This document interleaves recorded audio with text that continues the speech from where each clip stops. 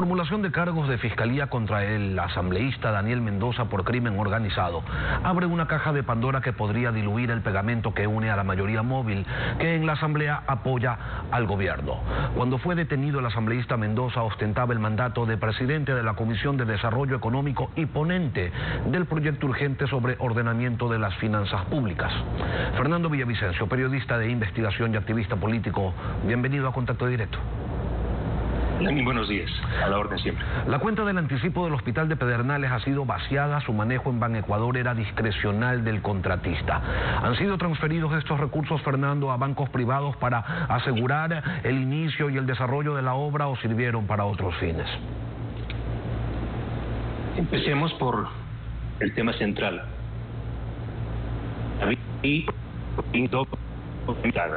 Devastada por un terremoto en 2016, devastada que se llevó, según las cuentas, el 90% de los 3.000 millones de dólares de reconstrucción. Y en esta segunda fase de reconstrucción, de devolverles a los manavitas algo, el gobierno del presidente Moreno, a través del SECOC, como consta en este cuadro publicado en nuestro perfil, comprometió 124 millones de dólares para 4 hospitales: Chone, Bahía, Pedernales y Manta. Lo que se presenta aquí, Lenin y amigos y amigas que nos ven y nos escuchan, es una disputa de dos bandos por el manejo de los negocios de la provincia de Manabí y del país. Es importante que se lean estos trabajos.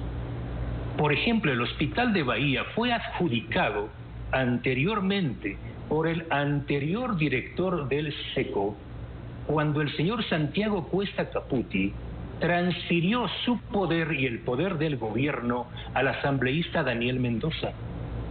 Es decir, aquí el dueño de la mitad de la mesa chica tenía tanto poder que él le transfirió el poder a Daniel Mendoza. Adjudicaron a un consorcio. Vino el otro administrador del SECO y le quitó el contrato a ese consorcio para el hospital de Bahía. En el caso del hospital de Pedernales ocurre algo idéntico.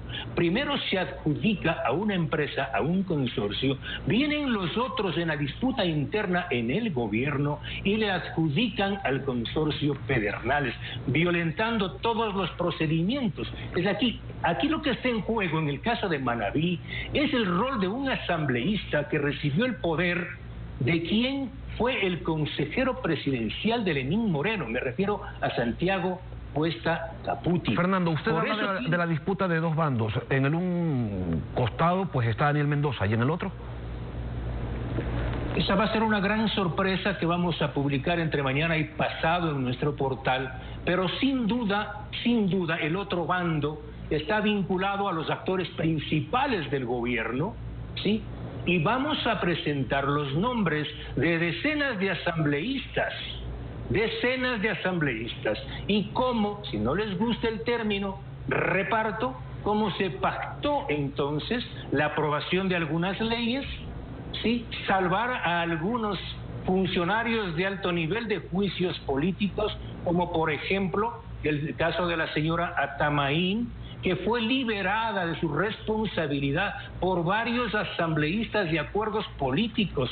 Por ejemplo, el señor Mendoza delegó, no asistió a la asamblea, fue su alterna la señora Colamarco. Y yo le pregunto, ¿quién es el gerente del hospital de Chone? El señor hermano de la asambleísta alterna que liberó de responsabilidad a la señora Diana Atamaín. Fernando, esta historia la vamos a contar en completo. Ok, y hasta que nos cuente la historia completa, vaya dándonos algunos adelantos. Pues no, me dice un grupo de asambleístas. ¿Cuántos? ¿De qué organizaciones políticas? ¿Son solamente asambleístas de Manabí o también hay asambleístas electos por otras provincias? De todo el país. Muy pocas salvan, muy poco sentido con su trayectoria, con su cuadro ético y con su responsabilidad ante el país y la democracia. El caso de es un caso que abochorna y que humilla no solo a Pedernales y a Manabí, sino al país. Aquí están parte del expediente que la fiscal Diana Salazar de forma valiente ha llevado adelante este proceso. Aquí cómo se reparte el dinero de Pedernales. ¿A quién? Con el mismo sistema de código, y esto es muy importante, Lenin, el mismo mecanismo de arroz verde es el que funciona en la corrupción hospitalaria. La plata de se financia los políticamente orales y otra parte va a los bolsillos. 400.000 para el asambleísta, 370.000 para el otro, y utilizan códigos como chofer, banquero, etcétera, etcétera. Es el mismo mecanismo delincuencial arroz verde que acaba de ser sentenciado Rafael Correa a 8 años de prisión. Fernando, el fundamento de la Fiscalía para acusar por crimen organizado al asambleísta Daniel Mendoza es que controlaba todo el proceso contractual, también la contratación de obras. Los funcionarios públicos encargados de la obra, sin embargo, son nominados o son designados por el Ejecutivo, y se supone que la Asamblea no debería tener ninguna injerencia legal en las contrataciones o en los nombramientos de los funcionarios.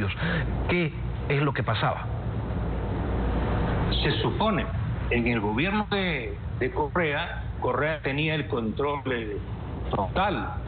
Él era el pararrayos. El gobierno, por abstenerse, tuvo que pactar con los partidos políticos y con los movimientos que se fueron constituyendo en la Asamblea Nacional. Está el BADI, el BIN y otros. Ustedes van a leer en detalle mañana y pasado cómo pactaron, no les gusta el término repartir, cómo pactaron sostener al gobierno del presidente Moreno, aprobar algunas leyes, salvar a algunos altos funcionarios de procesos de investigación a través de estos acuerdos, entregando no solo hospitales, entregando importantes empresas públicas, instituciones del sector eléctrico, petrolero, del sector minero y contratos. Es decir, es el mismo esquema delincuencial de arroz verde, es la extensión de arroz verde. Por eso yo aquí desde hace 2 años en este mismo espacio con Alfredo hemos dicho, todo el sistema está podrido,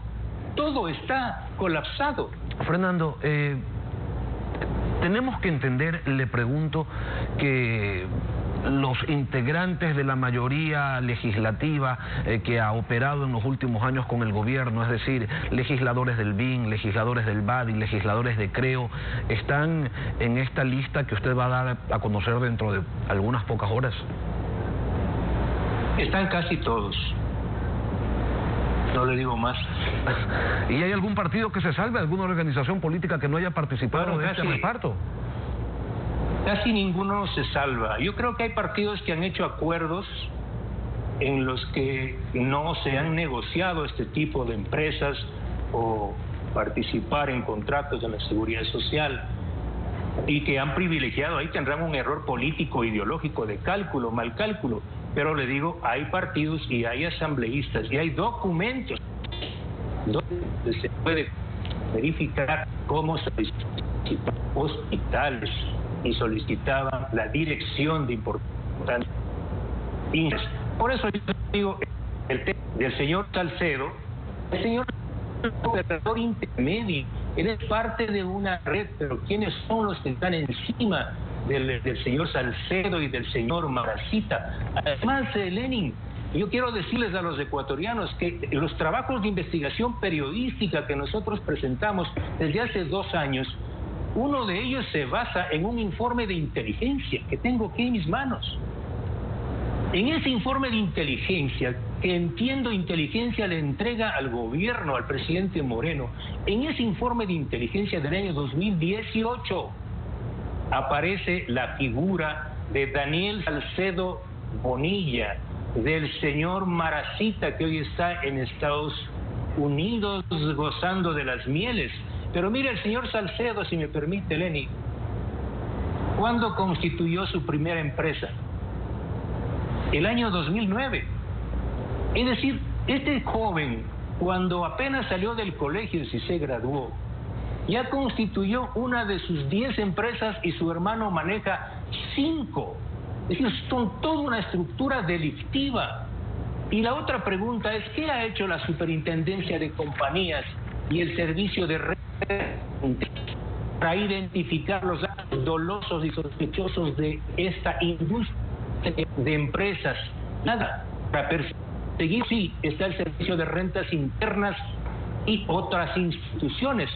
El rol del señor Salcedo es importante, pero si la avioneta no se siniestra, que el señor Salcedo y la señorita Mieles estuvieran comiendo ceviches en Larcomar, en Lima, o ya en Miami. Es decir, gracias a la investigación periodística y a la ley de la gravedad, es que el señor Salcedo hoy está aquí y queremos que no le pase nada. Pero Lenin, sí. Quería preguntarle, ¿y solamente hubo reparto de hospitales o también de otras entidades como CENEL o de algún otro sector estratégico? Voy a poner solo un ejemplo. Uno de los gerentes de CENEL en Manabí es el hijo de una asambleísta oficialista de la provincia de Santa Elena. Es decir, si usted me invita a 3 horas con café y todo, podemos contar esta historia del gran reparto. CENEL, minería, petróleo, todo. ¿Y el presidente de la República estaba al tanto de este reparto? Él debe estar al tanto, él es el presidente de la República, pero al menos su círculo inmediato y los integrantes de la mesa chica sí, porque mire, en un audio que está publicado, que está colgado en nuestra página web, el señor Santiago es el audio que él tiene todo el poder conferido por su amigo Lenín Moreno para volar cabezas y de quien sea. Es más, una confesión importantísima en ese audio, que quien puso al director de la Agencia de Regulación y Control fue, y que es Johnny, es yerno del señor presidente, Juan Rodríguez Malo. Y también dice que quien llevó a Catalina Andramuño fue Paul Granda. Es decir, hay demasiada evidencia que confirma que al menos el círculo de poder de la mesa chica no solo conocía, sino fue el que actuó para estos pactos políticos. El gobierno no puede hacerse a dado. Aquí la pregunta pero Santiago y la respuesta que quieren... Pero Santiago Cuesta no está en el gobierno desde hace algún tiempo ya. ¿Ha continuado haciendo estos manejos que usted señala o alguien le tomó la posta? Él sigue en el poder, tiene un importantísimo poder y obviamente hay una disputa interna. Santiago Cuesta y sus vasos comunicantes siguen en el poder. Uno de los más importantes ejecutores del poder, sin duda, del poder de Santiago Cuesta, ese fue el asambleísta Daniel Mendoza y otros asambleístas. Fernando Villavicencio, gracias por acompañarnos en Contacto Directo. Estaremos pendientes de ese informe que publicará dentro de 24 o 48 horas, nos ha dicho, y en el que van a constar los nombres de los otros asambleístas que participaron, que habrían participado. Sí, ¿le puedo robar 30 segundos? Por supuesto, Fernando. Nosotros quisiéramos, a nombre de un grupo de casi 10 periodistas de investigación, hemos grabado un video, decirles a los ciudadanos y decirle al gobierno y decirles a aquellos que nos están enviando señales y amenazas y advertencias de que paremos estas investigaciones, queremos decirles que estamos unidos, los periodistas de investigación, que no nos van a quebrar y que tengan confianza que un buen periodismo y con una buena fiscal podemos cosechar importantes victorias contra la corrupción. Fernando Villavicencio, gracias por venir a Contacto Directo. Gracias, Pastor.